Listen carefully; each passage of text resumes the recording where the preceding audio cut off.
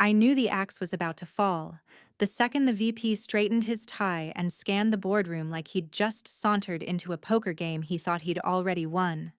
But I didn't expect him to do it like this public execution style. "You're not a cultural fit," he announced from the head of the table, smiling like a man convinced he'd cornered the prize. 23 years reduced to 7 words. The room went so still I could hear the faint hum of the ceiling vent. A few people shifted. Most kept their eyes down, afraid they'd be next. I sat there for a beat, letting the words hang like the stale smell of burnt coffee. My cheeks flushed, but my heartbeat slowed instead of racing. He thought this was his grand out with the old in with the new moment. Here's the thing: Mark Ellison, age 57, senior contracts director at Redbrook Logistics, knew something he didn't. And that knowledge sat in my chest like a loaded revolver. I rose slowly, pushed my chair in, and gave him the polite smile you save for a driver who just cut you off. "Noted," I said. No scene, no dramatics. Just calm enough to make him blink. Out of the corner of my eye, I caught Lydia from accounting biting her lip like she wanted to speak but knew better. That's the thing about corporate America: fear spreads fast. He kept talking, tossing out empty buzzwords about aligning with the new vision. A vision he'd never shared unless you counted the 2 imports from his old firm, who now hovered around him like moths to a porch light. Moments like this feel longer than they are.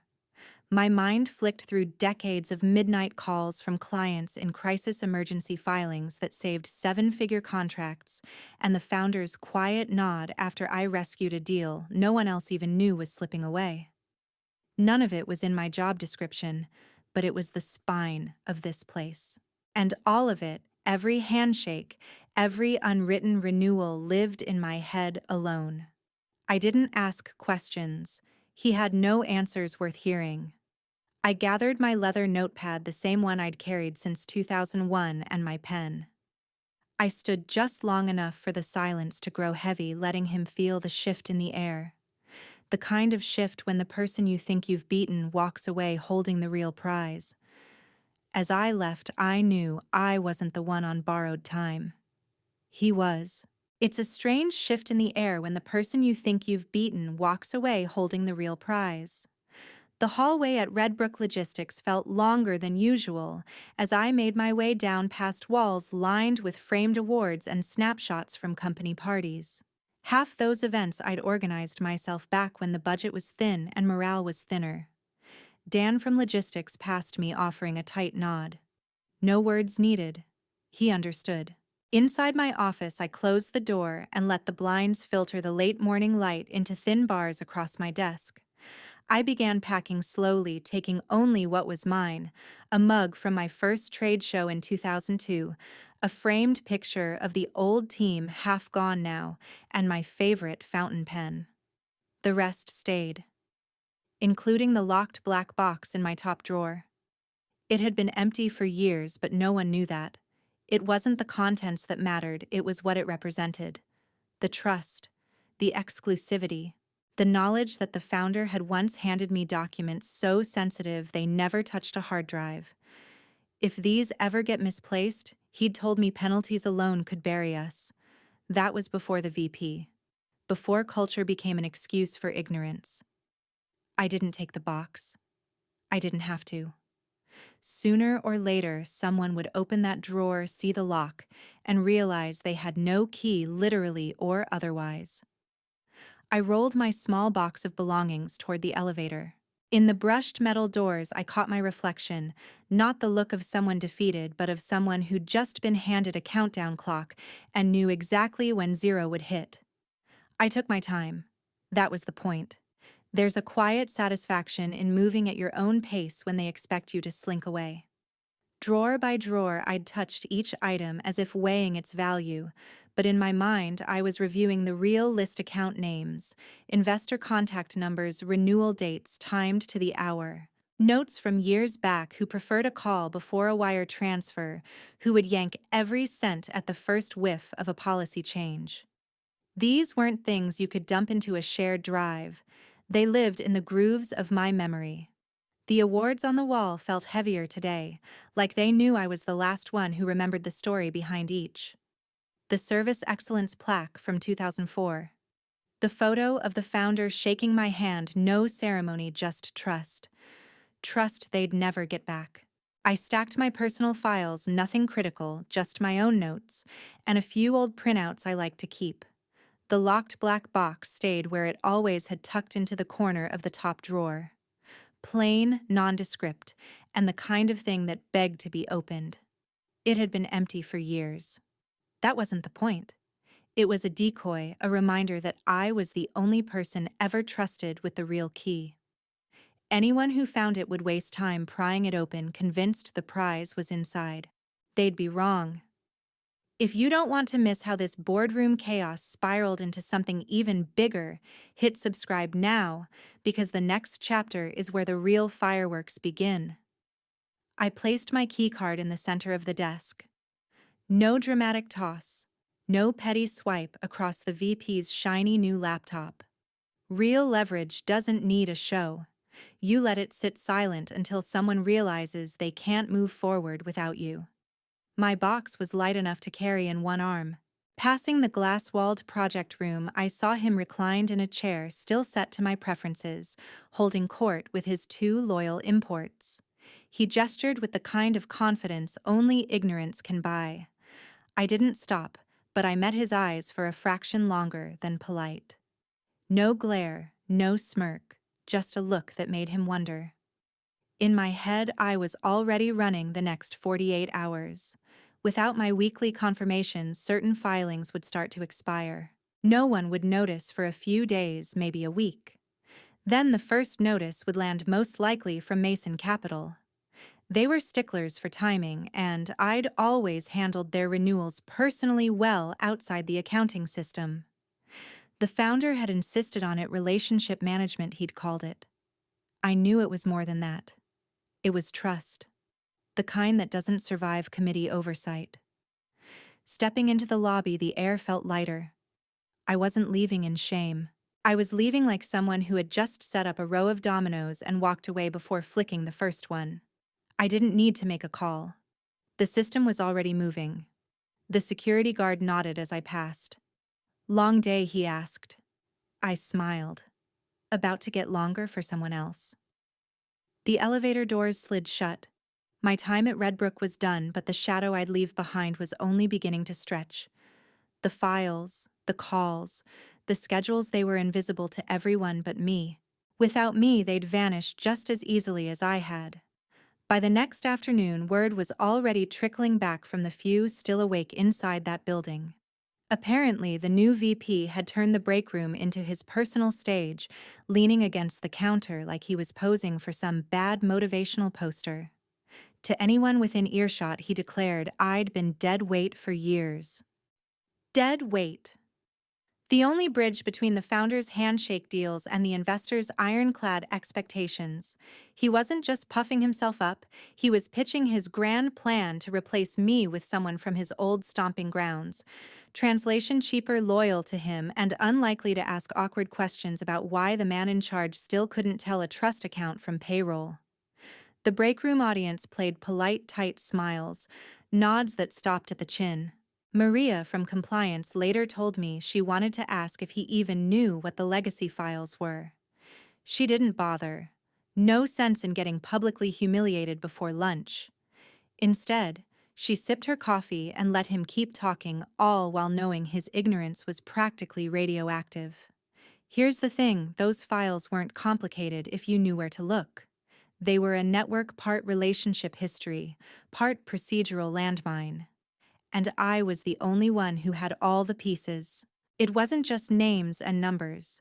It was the kind of granular knowledge you only get from being in the room for decades, like which investor's assistant answered the phone only before 9 a.m., or which renewal paperwork had to be hand-delivered because the client's lawyer wouldn't touch FedEx.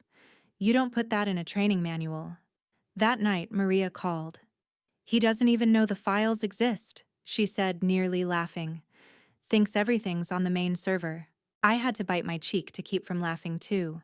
The main server, a graveyard of half-uploaded documents and mislabeled PDFs, was the last place those files would ever be. He was like a man bragging about emptying a vault without realizing the treasure was hidden in the foundation. And it got better. In his rush to streamline, he'd ordered a purge of redundant hard copies.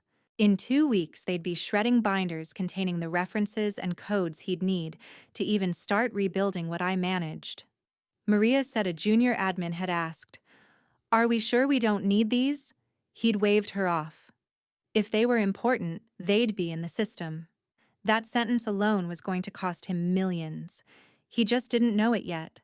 I pictured him, coffee in hand, preaching efficiency while standing on a cliff, the ground crumbling under his feet. The trap didn't need setting, it was already there.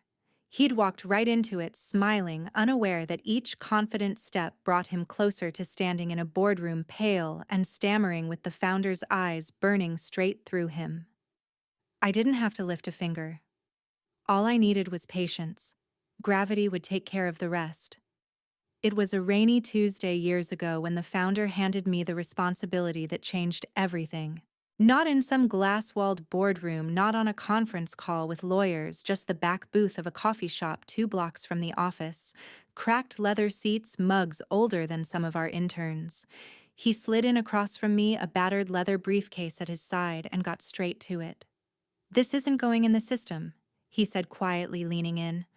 The smell of black coffee and rain-soaked wool clung to him. "And it's not going through accounting. This is for you. Only you." He opened the briefcase and slid over a thick folder. Heavy cream-colored paper, crisp edges, you could tell it cost more than it should by touch alone. Inside were investor agreements. Not just contracts, handshake deals documented just enough to stand if needed, but dangerous if the wrong eyes saw them. "If these ever get mishandled," he said, locking eyes with me, "the penalties could bury us." He didn't mean us as in the company. He meant him, his name, his reputation. I nodded. I didn't yet grasp the full weight, but I knew it was a line that couldn't be crossed. He'd built this company from a folding table in his garage into what it was now, and these agreements were the hidden skeleton holding it up. Some investors didn't want their involvement public. Others had ties that would raise eyebrows on paper. And some just wanted to know that if they called me, I could tell them exactly where their money sat, what it was earning, and when it would move, without the bureaucracy ever seeing it.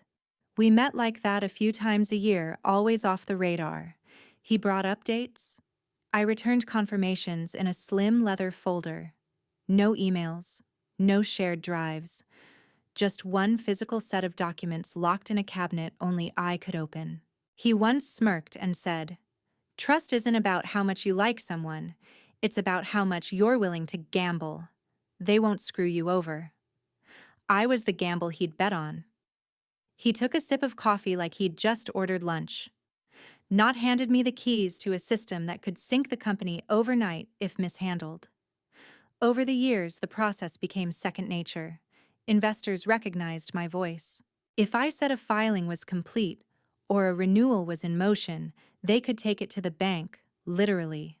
There were no reminder emails, no automated alerts, no redundant checks.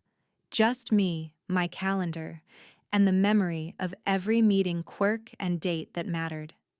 It wasn't a burden, it was a point of pride. And that pride came with an edge. If those files were ever lost or worse, landed in the wrong hands, the fallout wouldn't be an exaggeration. Penalties alone could gut our reserves. Investor confidence would evaporate. That's why the idea of a fresh-faced VP coasting in from some mediocre win thinking he could streamline me out of existence was almost laughable. I wasn't a cog in the machine. I was the lock on the vault. The founder knew exactly what would happen if that lock disappeared. So when he eventually stormed into a boardroom demanding to know where my files were, it wouldn't be about loyalty, it would be about survival. The beauty of it was how invisible the fuse was at first. Day one after I left, nothing looked different. Lights on coffee machines humming, the VP strutting the halls like a rooster in a yard he didn't build. But behind the glass walls and cheery Slack posts, the clock had already started ticking. The first filing was due 3 days after my departure. It wasn't on a shared calendar. It wasn't an accounting system. It was a private arrangement between the founder and one of our oldest investors, a quarterly confirmation that their funds were in the correct structure, backed by a specific notarized statement. No shortcuts, no digital signatures. The whole thing was deliberately archaic because those investors trusted fountain pens more than cloud servers. Normally, I'd have drafted the document, taken it to the notary, couriered it same day, and confirmed delivery without a ripple. Now the VP didn't even know it existed. There was no reminder in his inbox, just the silent chime in my head, 11:00 a.m., third Wednesday of the quarter. That Wednesday came and went without so much as a glance in the right direction. By day 5, the final courtesy period began, a grace window that existed only in my memory, and it had just started ticking down. It was an unspoken grace window I'd negotiated years ago, a courtesy I could extend with a quick call to an investor's assistant. Without that call, the clock moved to stage 2, an automatic penalty fee. Small at first, almost laughable, less than the cost of the VP's new ergonomic chair. But the real danger wasn't the fee. It was the clause that said 2 consecutive missed confirmations gave the investor the right to withdraw all funds without notice. And these weren't spare change accounts. We were talking millions money that quietly cushioned bad quarters and smoothed over delays. By day 7, another deadline slipped by. This one wasn't even financial on paper. It was the renewal of a compliance certificate for a trust account registered under an alternate holding name. Only the founder and I even knew it existed. Without renewal, the account would quietly downgrade and transactions would trigger an external audit. That wouldn't kill the company outright, but it would slow money movement to a crawl. And investors don't like waiting for their money. Penalties were stacking now, hairline cracks in a foundation no one was checking. Inside that building, the VP was probably still telling his cost-cutting story to anyone who'd listen, unaware that every day he ignored what I did brought him closer to an expensive, angry letter from an investor's lawyer. I sat at home, coffee in hand, watching rain streak the window. My phone sat silent. I didn't need to call anyone. The pot was already on the stove. Heat turned low, building until steam would hit him in the face. That's the satisfaction of building something so integral that removing you doesn't cause an immediate explosion, it causes a delayed implosion. Quieter, more thorough, and nearly impossible to stop once it starts. It began with a single sheet of paper landing on the wrong desk. Patricia, a sharp mid-level manager without enough clout to be heard, found an envelope in her in-tray stamped in red, "Final Warning." Inside was a payment notice from one of our oldest investors. The tone wasn't angry yet, but it was clipped formal, the kind that means the polite phase is over.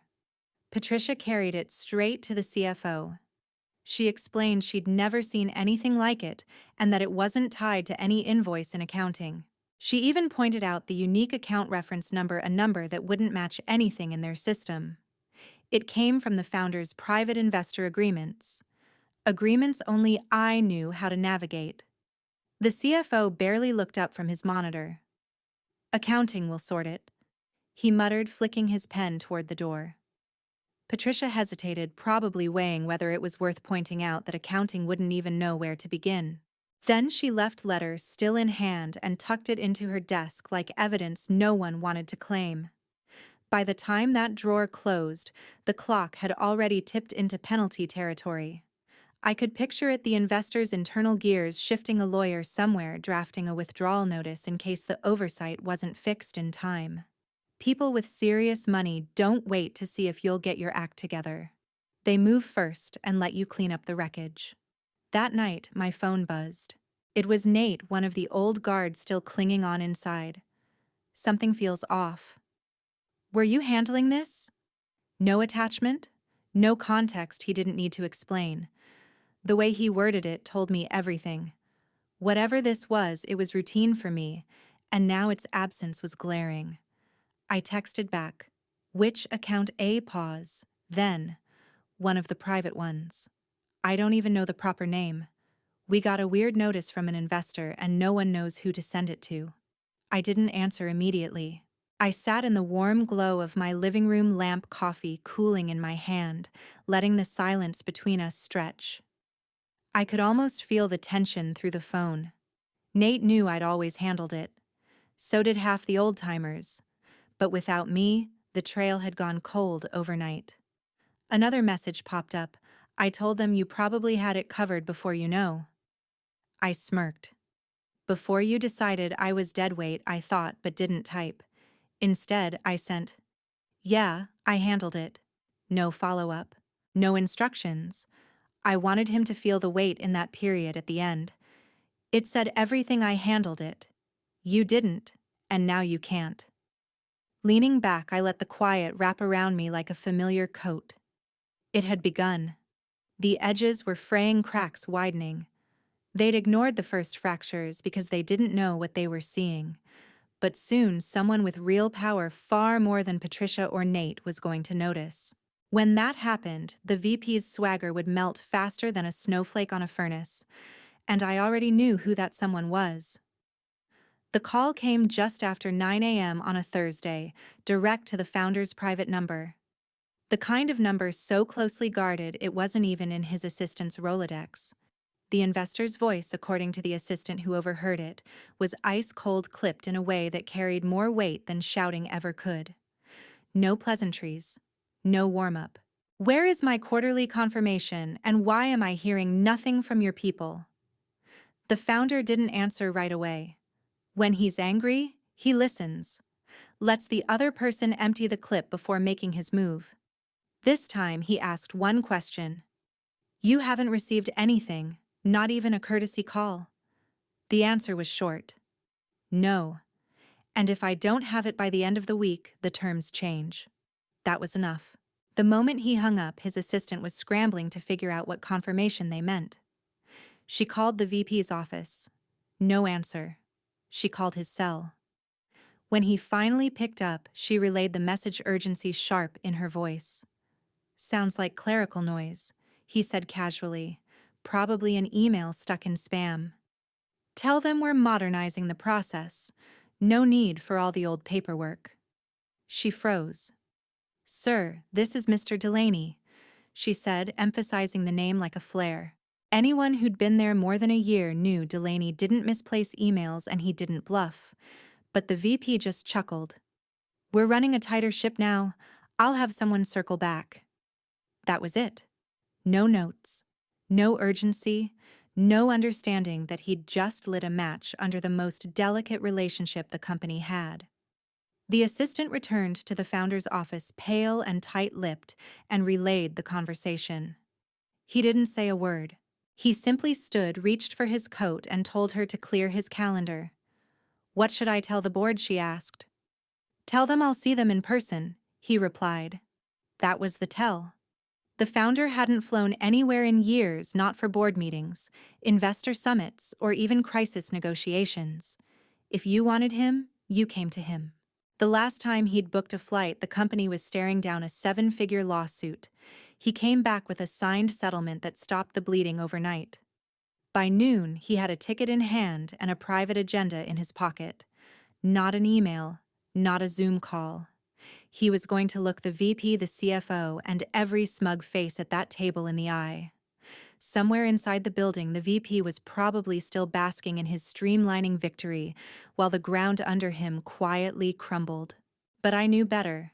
I could see it in my head, the founder walking into that boardroom, scanning the faces, and opening with the one question that would freeze the air. The endgame wasn't just coming, it was boarding a plane.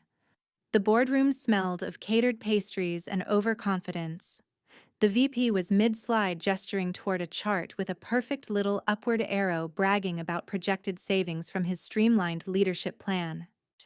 He stood tall, voice smooth, soaking in the polite nods from board members who didn't know enough to question the numbers. And with redundancies eliminated, we can expect a 25% reduction in overhead. By Q3, He continued clicking to another slide, filled with buzzwords and pastel-colored graphics. Then slam. The double doors swung open so hard the sound bounced off the walls. Conversations died instantly. The founder strode in trench coat, still on, eyes locked on the far end of the table where the CFO sat flipping through the meeting packet. "Where are his files?" 6 words sharp enough to slice the air. The VP blinked, unsure if his meant me or another casualty of his reorg. The CFO's reaction erased any doubt. His face went pale, like someone had pulled the plug on his blood supply. "Which files?" he finally asked, voice barely above a whisper. "The ones he kept," the founder said evenly. "Investor confirmations, renewal schedules, hand-delivered agreements. Where are they?" The CFO's eyes darted like he was searching for an exit that didn't exist. "I thought those were in accounting." The founder didn't even glance at the VP, but the silence aimed his way was crushing. You could hear the mental gears grinding as realization crept in. Whatever these files were, they mattered. A lot. And no one at that table knew where they were. The VP's smile came back too quick to be real. "I'm sure we can pull whatever's needed from our central system." "They're not in your system," the founder cut in, his tone low and final. "They were never in your system." The CFO's forehead beaded with sweat. We didn't know there were physical copies." The founder stepped forward, leaning slightly over the table. "Then you didn't know your own business." A ripple of unease moved through the room. Chairs creaked. One board member cleared his throat, then thought better of speaking. The temperature in that room had dropped, but for the VP, the heat was only beginning. The VP shifted in his seat, suddenly more interested in the condensation sliding down his water glass than his upward arrow slide. "I wasn't there, but I didn't need to be." I could picture it perfectly, the founder's entrance, the question that shattered the room's polished calm, the CFO realizing too late that the VP had cut out the only person who could answer. My absence spoke louder than any speech I could have given. I didn't need to gloat. The silence in that boardroom was doing it for me. And this was just the spark. The real fire hadn't started yet. The founder didn't bother explaining why he'd flown in. He reached into his briefcase, pulled out a single sheet of paper, and placed it in the middle of the table like a trump card. "This," he said, tapping the page, "is the agreement Delaney signed 20 years ago. Quarterly confirmations notarized and hand-delivered for as long as his funds remain here. Miss 1, pay a penalty. Miss 2, he can withdraw every cent, no negotiation, no grace period." The CFO leaned in, eyes widening. "We've already missed 2. 3. The founder corrected, his tone flat. The words hit like a hammer. The VP shifted again, mouth opening, but the founder kept going. "And Delaney isn't the only one. We've missed filings with 3 other private investors. All have similar clauses. As of 30 minutes ago, each has exercised their right to withdraw. That's $22 million gone. The contracts tied to that capital nullified." The air left the room. A pen rolled off the table, clattering on the floor. The VP finally spoke. "I wasn't aware these agreements even existed." The founder's gaze cut to him like glass. "You fired the only person who could have told you." The VP tried again, but the founder's hand went up. "Get out." No raised voice, no profanity, just 2 words, final as a slammed door. The VP glanced around for support. None came. He stood, jerky movements, and walked out. No one stopped him. No one thanked him. When the latch clicked shut, he was already a ghost. The founder scanned the table. Find him. Today. No discussion. No sugarcoating. Everyone knew survival now depended on the person they'd dismissed as dead weight. Across town, I sipped coffee in my kitchen, watching the late-day sun crawl across the counter. My phone was quiet for now, but I knew that silence wouldn't last. Justice had arrived without me lifting a finger, and it was only beginning.